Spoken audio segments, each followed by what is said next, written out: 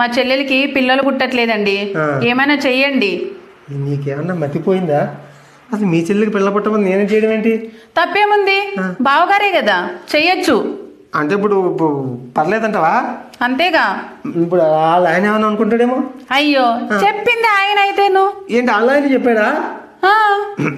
అయితే ఇప్పుడు ఏం చేయమంటావు, ఎప్పుడు చేయమంటావు చెప్పు. ఎప్పుడు చేయడం ఏంటండి, ఇప్పుడు మన పక్కన గల్లీలో హాస్పిటల్ పడ్డది కొత్తగా, గైనకాలజిస్ట్ డాక్టర్ ఉంటారు, కనుక్కొని తనని తీసుకెళ్లి చూయించండి. ఇప్పుడు నేను తీసుకెళ్ళి చూపిస్తే ఏం బాగుండదేమోలే. ఎందుకు బాగోదండి, బావగారంటే తండ్రి తర్వాత తండ్రి లాంటి వారు, తీసుకెళ్లి చూపించండి, ఏం కాదు.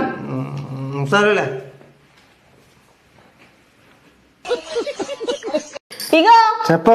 ఏమన్నా ఇందాక మీ అమ్మ బాబులు పనికి మాలినోళ్ళు అన్నా. నీ కోపం వస్తే నా మీద చూపించు, మా అమ్మ మీద ఎందుకు అంటున్నావు? అట్లానా? మన ఇంట్లో ఫ్రిడ్జ్ ఉంది కదా, ఉంది. టీవీ ఉంది కదా, ఉంది. ఇవి ఖరాబ్ అయితే ఎవరిని తిడతామే? కంపెనీలు తిడతాం. ఇప్పుడు నేను కూడా అదే చేసిన కానీ.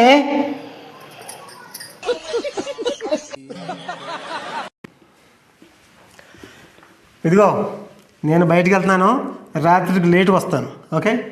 రాత్రికి ఏం చేయమంటారు? నువ్వేమైనా చేసుకో, నాకు మాత్రం ఫోన్ చేయకు. అదేంటి? అదేంటి అంటే ఫోన్ చేసి ఎక్కడున్నావు, ఏం చేస్తున్నావు, ఎప్పుడు వస్తున్నావు ఇలాగా మొదలెడతావు.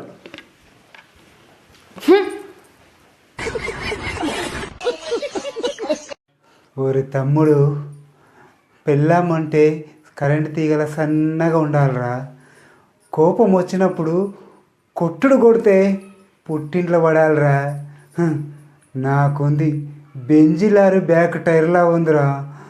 కింద పడ్డప్పుడు లేపాలంటే చేతులు నొప్పి పెడుతున్నాయిరా.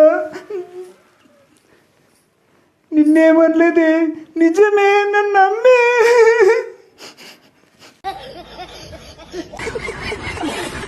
ఏమండి, రేపు నేను మా అమ్మ వాళ్ళ ఇంటికి వెళ్తున్నానండి.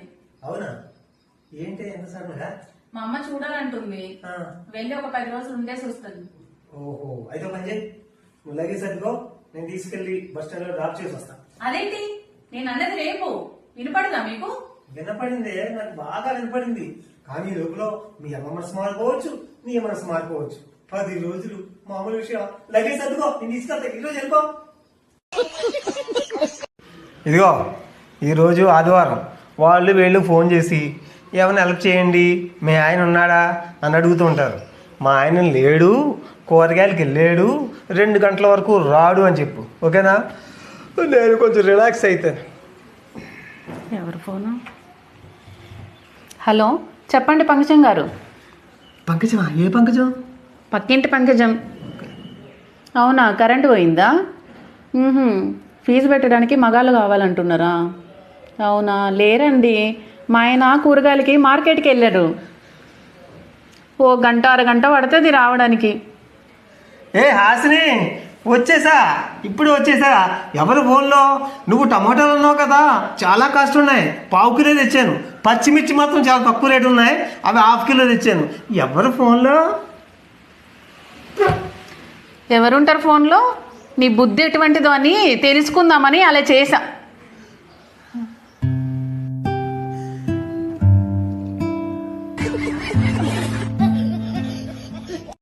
రోజు నువ్వు ఐ లవ్ యూ చెప్పపోతే నా అన్నం తినను.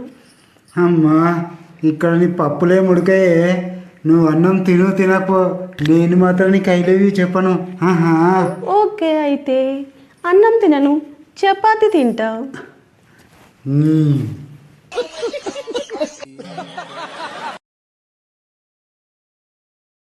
ఏవండి, ఈ చీర రిటర్న్ పెట్టేసేయండి. ఏంటమ్మా, ఈ చీర కట్టేసినట్టున్నావు కదా? ఏదో 3 సార్లు కట్టాను, మోసు తీరిపోయింది, ఎలాగో రిటర్న్ తీసుకుంటారు కదా అని పట్టుకొచ్చాను. ఈ ఛాన్స్ మొగుడికి ఉందనుకో, వాళ్ళ పరిస్థితి ఏమైపోతుందో. అవునా? అలాంటి ఛాన్స్ ఉంటే ఎంత బాగుంటుందో. ప్రతి పండక్కి పాత మొగుడిని ఇచ్చేసి కొత్త మొగుడిని ఆర్డర్ పెట్టుకునే వాళ్ళం. అవునా? అవును. ఈసారి రేవంత్ అన్న ఓట్లు అడగడానికి వచ్చినప్పుడు ఈ మహాలక్ష్మి పథకం తీసేసి మొగుళ్ళని ఆర్డర్ పెట్టుకునే పథకం పెట్టమని అడుగుతాం. అడగండి అమ్మా, అడగండి. మీరు ఏది అడిగితే చేస్తారు, అడగండి, అడగండి, అంతే, అడగండి.